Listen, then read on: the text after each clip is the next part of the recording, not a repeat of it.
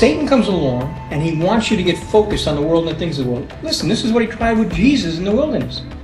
Showed Jesus all of the riches of the world. Said, hey, if you bow down before me, you can have all of this. Trying to get him focused on the things, right? And it's, again, it's not so bad. Everybody else, look at how everybody else has this. Yes, but part of the problem is today is I know that this is what the world does. You want to know something? You can't escape getting hit by it.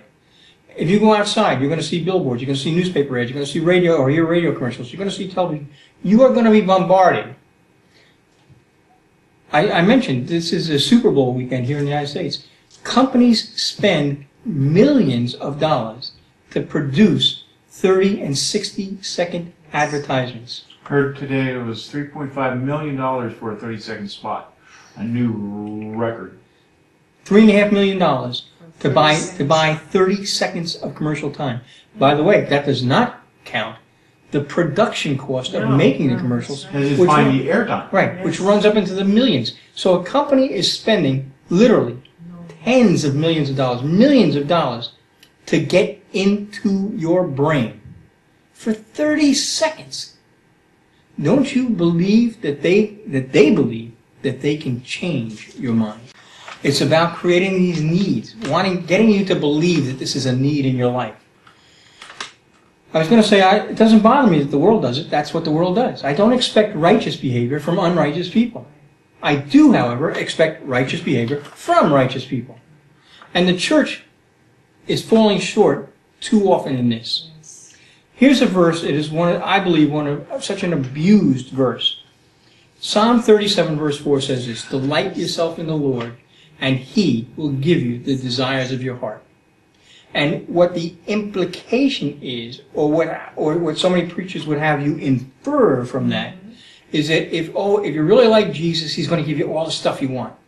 What I'm saying is, what's being taught is that He'll give you your desire, whatever you want. He has become a genie in the bottle, and if you rub Him just the right way, if you have just the right kind of faith, if you say just the right words in a prayer, and you rub Him just the right way, He's got to pop out like the genie and start granting your wishes.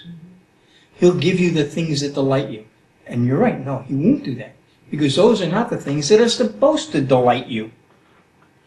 Listen to this. I want to talk about, gold is pretty expensive today. Yeah. Yes? Mm-hmm. In Job chapter 22, which is a great chapter about gold. Yes. God says, if you return to the Almighty, you will be restored. He's talking to Job. If you remove unrighteousness far from your tent and place your gold in the dust and the gold of Ophir among the stones of the brooks, then the Almighty will become your gold and choice silver to you. For then you will delight in the Almighty and lift up your face to God. You got that? One more case of that. In Isaiah 58, where God is speaking through the prophet Isaiah, and He's talking about the Sabbath. Now, the Sabbath, if you study that, He's talking about resting in the Lord, which is something that we now know as Christians we're supposed to do every day. We're always supposed to rest in the Lord, right? But He says, if because of that, the holy day, if you honor it and desist from your own ways, from seeking your own pleasure and speaking your own word, then you will take delight in the Lord. So when you start to live this righteousness, when you delight yourself in the Lord, guess what? He becomes the desire of your heart. And God will fulfill that desire.